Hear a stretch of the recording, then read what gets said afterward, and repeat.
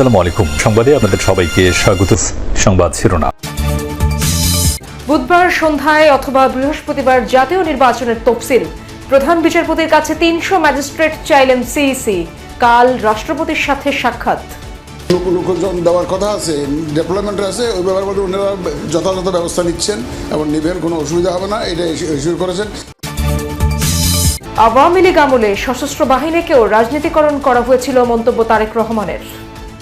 গত 15-17 বছরে আপনারা অনেকে বক্তব্য যারা রেখেছেন তাদের মধ্যে থেকে হচ্ছে আমাদের ডিফেন্স, আর্মি, নেভি, এয়ারফোর্স যেটাই উত্তর করা এগুলোকে পলিটিসাইজ করা হয়েছে।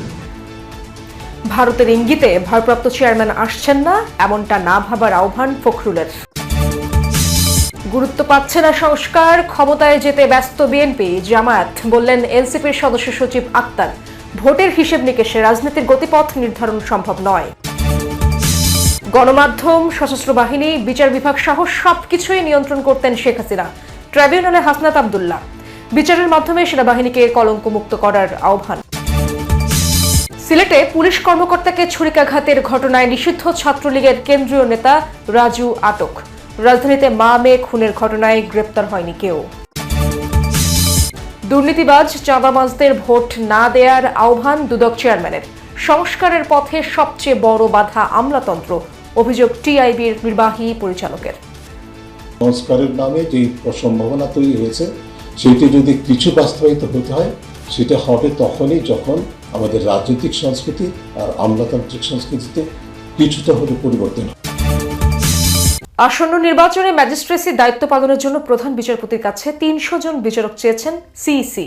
প্রধান বিচারপতি এই বিষয়ে সহযোগিতার আশ্বাস দিয়েছেন বলে জানান তিনি। এএমএম নাসির উদ্দিন বলেন, নির্বাচনের ট্রেনে উঠে গেছে তার কমিশন।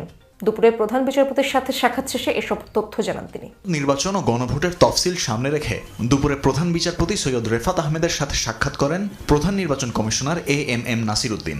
সেখানে ত্রয়োদশ সংসদ নির্বাচনে দায়িত্ব পালনের জন্য প্রধান বিচারপতির কাছে ৩০০ জন বিচারক ও সুষ্ঠু নির্বাচনের লক্ষ্যে বিচার বিভাগের সহযোগিতা চান সিইসি। প্রধান বিচারপতিও নির্বাচন কমিশনকে সহযোগিতার আশ্বাস দিয়েছেন।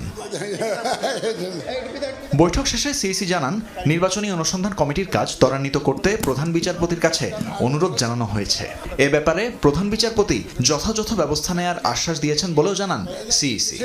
ইলেকট্রাল ইনকোয়ারি কমিটির যাতে ওনারা ডেপ্লয় করবেন আমাদের শিডিউল ঘোষণার সাথে সাথে এই কাজটা যাতে ত্বরান্বিত করেন উনি, সেটা ওনাকে একটু রিকোয়েস্ট করেছে। চলতি সপ্তাহেই তফসিল হয়ে যাবে বলেও জানান প্রধান নির্বাচন কমিশনার। যে লোকজন দেওয়ার কথা আছে, ডেভেলপমেন্ট আছে, ওই ব্যাপারে ওনারা যথাযথ ব্যবস্থা নিচ্ছেন এবং নিবেন, কোনো অসুবিধা হবে না, এটা ইস্যু করেছেন। আর কোনো মামলা নিয়ে কোনো আলাপ করেন না। এর আগে সোমবার পোস্টাল ব্যালট বাতিলের ৬ কারণ উল্লেখ করে সংসদীয় আরপিওর গ্যাজেট প্রকাশ করেছে নির্বাচন কমিশন। একই সাথে জানিয়েছে, পোস্টাল ব্যালটে থাকবে না স্থগিতকৃত প্রতীক। সেই ব্যালটে থাকা প্রতীকগুলোয় দাগ দেয়া না থাকলে বা একাধিক টিক বা ক্রস দেয়া থাকলে ব্যালট বাতিল হিসেবে গণ্য হবে। এছাড়া কোনো প্রতীকে টিক বা ক্রস দেওয়া হয়েছে তা বোঝা না গেলেও বাতিল হবে সেটি। গণনা শুরুর আগে রিটার্নিং অফিসারের কাছে না পৌঁছালে, আদালত প্রার্থী তালিকায় পরিবর্তন আনলে, ঘোষণাপত্রে ভোটারের সই না থাকলে সেই ব্যালট বাতিল বলে বিবেচ্য হবে। সংশোধিত আরপিওতে উল্লেখ করা হয়, পোস্টাল ব্যালটের জন্য রিটার্নিং অফিসারের কার্যালয়ে ভোট কেন্দ্র হিসেবে ধরা হবে। এছাড়া ব্যালট গণনায় রিটার্নিং অফিসার, একজন প্রিজাইডিং অফিসার ও কয়েকজন পোলিং অফিসার নিয়োগ দেবেন। আওয়ামী লীগের আমলে ৩ বাহিনীকে রাজনীতিকরণ করা হয়েছে বলে মন্তব্য করেছেন বিএনপির ভারপ্রাপ্ত চেয়ারম্যান তারেক রহমান। গুলশানে চেয়ারপারসনের কার্যালয়ে অবসরপ্রাপ্ত সামরিক কর্মকর্তাদের সাথে মতবিনিময় সভায় এমন মন্তব্য করেন তিনি। বলেন, সে সময় কোনো জবাবদিহিতা ছিল না, তাই প্রতিষ্ঠানগুলোকে আবার নতুন করে গড়ে তুলতে হবে। এ সময় তারেক রহমান জানান, চিকিৎসকরা বারণ করলেও সশস্ত্র বাহিনী দিবসের অনুষ্ঠানে গিয়েছিলেন খালেদা জিয়া। তিনি মানসিকভাবে উৎফুল্ল ছিলেন, কেননা সামরিক বাহিনীর সাথে জিয়া পরিবারের সম্পর্ক অত্যন্ত ঘনিষ্ঠ। সভায় দলের মহাসচিব মির্জা ফখরুল ইসলাম আলমগীর বলেন, ভারতের ইঙ্গিতে তারেক রহমান দেশে আসছেন না, এমন ভাবনা সঠিক নয়। আরও বলেন, বিএনপি গণতন্ত্রের ব্যাপারে কখনো আপোষ করেনি। গত 15-17 বছরে আপনারা অনেকে বক্তব্য যারা রেখেছেন তাদের মধ্যে থেকে হচ্ছে আমাদের ডিফেন্স, আর্মি, নেভি, এয়ারফোর্স যেটাই উত্তর করা এগুলোকে পলিটিসাইজ করা হয়েছে। এগুলো যেরকম পলিটিসাইজ হয়েছে, এর বাইরে যেই ইনস্টিটিউশনগুলো আছে গভর্নমেন্টের, কম বেশি সবগুলোকেই কিন্তু সিস্টেমেটিক্যালি ধ্বংস করে দেওয়া হয়েছে। সংস্কার নিয়ে কথা বলছে না রাজনৈতিক দলগুলো, ক্ষমতায় যাওয়া নিয়ে ব্যস্ত বিএনপি জামায়াত। শুধু ভোটের হিসাব নিকাশ দিয়ে রাজনীতির গতিপথ নির্ধারণ সম্ভব নয়। জাতীয় যুব শক্তির প্রতিনিধি সম্মেলনে যোগ দিয়ে এসব কথা বলেছেন এনসিপির সদস্য সচিব আক্তার হোসেন। দলটির মুখ্য সমন্বয়ক নাসিরউদ্দিন পাটোয়ারি জনগণের প্রতি আহ্বান জানিয়েছেন দুর্নীতিবাজ আর ধর্ম ব্যবসায়ীদেরকে লাল কার্ড দেখাতে। রাজধানীর আবু সাইদ কনভেনশন সেন্টারে এনসিপির যুব সংগঠন জাতীয় যুব শক্তির জাতীয় প্রতিনিধি সম্মেলন। অংশ নিয়েছেন দেশের বিভিন্ন প্রান্ত থেকে আসা সংগঠনটির নেতাকর্মীরা। 100 থেকে 0-তে নামতে 36 দিন লাগে নাই, 0.6 থেকে 90 যেতেও 36 দিন লাগবে না। বক্তাদের বক্তব্যে উঠে আসে সমসাময়িক রাজনীতির বিভিন্ন দিক। আওয়ামী লীগকে প্রাসঙ্গিক করতে কাজ করছে অনেকে। নেতাদের বক্তব্যে উঠে আসে এমন অভিযোগ। এক ধরনের রাজনৈতিক এজেন্ডাই থাকে, আপনি রাজনীতি করে করে জান্নাতে চলে যাবেন, তাহলে তো আপনার ইহজগতে কিছু পাবেন না, ওই আশায় আপনাকে ছেড়ে দেওয়া লাগে। আরেকদল দুর্নীতি, চাঁদাবাজি, রাহাজানি এতে ব্যস্ত। তাহলে এখন বাংলাদেশের মানুষের উপায় করি। বর্তমানে তো এই অবস্থা হয়েছে, যদি আওয়ামী লীগ যদি ফিরে আসে তাহলে বিএনপি আর জামাতের মধ্যে কম্পিটিশন লাগবে, কে আগে আওয়ামী লীগের সাথে গিয়ে জোট করবে। যারা আওয়ামী লীগকে প্রাসঙ্গিক করে জনমত জরিপ করছেন তাদেরকে আমরা বলবো আপনারা সেখান থেকে বের হয়ে আসুন। দুর্নীতিবাজ আর ধর্ম ব্যবসায়ীদের লাল কার্ড দেখাতে জনগণের প্রতি আহ্বান জানান এনসিপির মুখ্য সমন্বয়ক নাসিরউদ্দিন পাটোয়ারি।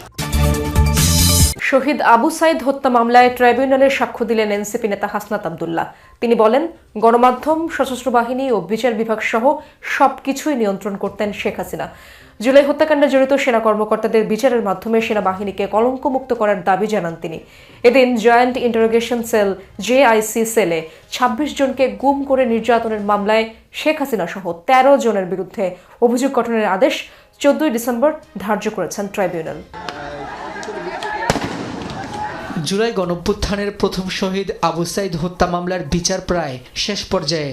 মঙ্গলবার এই মামলায় সাক্ষ্য দিতে আন্তর্জাতিক অপরাধ ট্রাইব্যুনালে আসেন জাতীয় নাগরিক পার্টির নেতা ও জুলাই অভ্যুত্থানের অন্যতম সমন্বয়ক হাসনাত আব্দুল্লাহ। এদিন জবানবন্দিতে হাসনাত আব্দুল্লাহ জুলাই আন্দোলনের প্রেক্ষাপট, আইন শৃঙ্খলা বাহিনী, আওয়ামী লীগ, ছাত্রলীগের নৃশংসতার বর্ণনা তুলে ধরেন। আবু সাইদ হত্যায় বেগম রোকেয়া বিশ্ববিদ্যালয়ের প্রশাসন ও আইন শৃঙ্খলা বাহিনীর জড়িত সদস্যদের বিচার চান তিনি।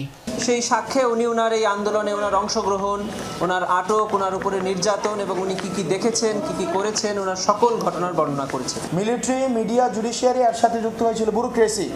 এই তিনটা নেক্সাসকে উনি এমনভাবে নিয়ন্ত্রণ করেছিল যেটার মধ্য দিয়ে উনি রাষ্ট্রের তথৈবচ অবস্থা করতে সক্ষম হয়েছিলেন। জুলাই হত্যাকাণ্ডে জড়িত সেনা কর্মকর্তাদের বিচারের মাধ্যমে সেনাবাহিনীকে কলঙ্কমুক্ত করার দাবি জানান হাসনাত আব্দুল্লাহ। বলেন, গণমাধ্যম, সশস্ত্র বাহিনী ও বিচার বিভাগ সহ সবকিছুর নিয়ন্ত্রণকর্তা ছিলেন শেখ হাসিনা। এই কতিপয় সদস্য ছিল, বিপদগ্রস্ত কিছু সদস্য ছিল যারা হাসিনার লেসপেন্সার হিসেবে যারা সব অপরাধের বৈধতা উৎপাদন করেছে, আনায়গরের বৈধতা উৎপাদন করেছে। আমরা চাই সেগুলোর বিচার নিশ্চিতের মধ্য দিয়ে সেনাবাহিনীকে কলঙ্কমুক্ত করা হবে।